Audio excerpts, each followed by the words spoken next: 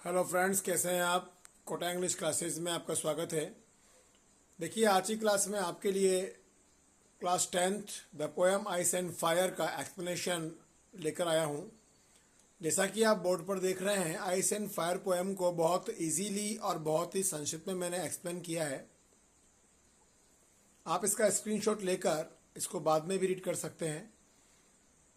देखिए, ice and fire जो poem है, Robert Frost the American poet ने इसको एक्सप्लेन किया है। And what the main theme of the poem is that कि यहाँ पर रॉबर्ट फ्रॉस्ट आपको बता रहा है कि आइस एंड फायर जो कि सिंबलाइज कर रहे हैं internal hate and external hate को।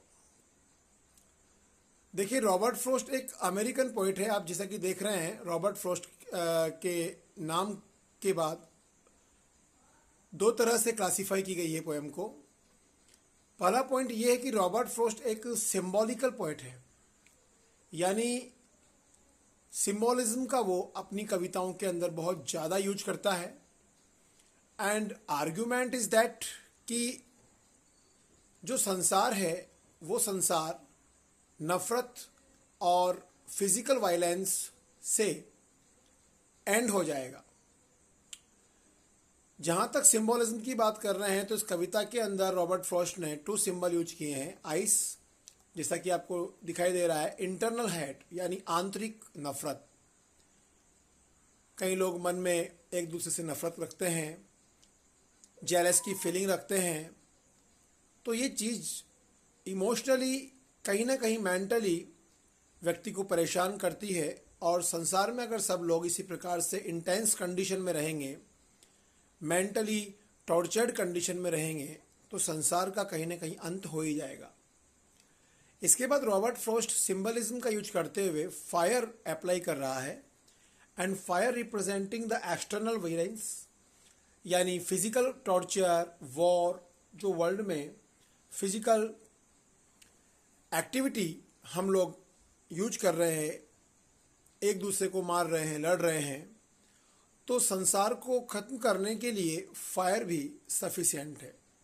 पोएम में लास्ट में कहा गया है, ice and fire both are suffice to end the world, यानी ice and fire, internal hate and physical violence, दोनों ही संसार को खत्म करने में एनफ है। तो मैसेज ये है पोएम के अंदर that we should stop war. हमको वॉर नहीं करना है। We should live with peace. हमें संसार के अंदर पीस का एनवायरनमेंट बना के रखना है। तो रॉबर्ट फ्रॉस्ट का जो एम है वो इस कविता में यही है कि वो हमें मैसेज दे रहा है कि अगर आपको संसार को बचाना है, इस संसार के अंदर जो first world war and second world war का सिनेरियो रॉबर्ट फ्रॉस्ट ने जो वॉच किया है, देखा है, और वॉर के दौरान जो नुकसान मानवता को होता है, उससे एक्सपीरियंस लेकर हमारे बीच इस कविता को जनरेट किया जा रहा है। That argument is the world will and by fire and ice. That is the message. I hope आपने पोएम को अच्छे से समझा होगा। और फिर भी अगर आपको कुछ डाउट, क्वेश्चंस वगैरह में रहता है तो आप मैसेज में कमेंट करें। वैसे एग्ज़ाम में आने वाले सभी क्वेश्चंस के आंसर इस पिक्चर में आपको मिलेंगे। आप इसको एक बार माइंड मैप को एक बार स्टडी करें। Okay, thank you.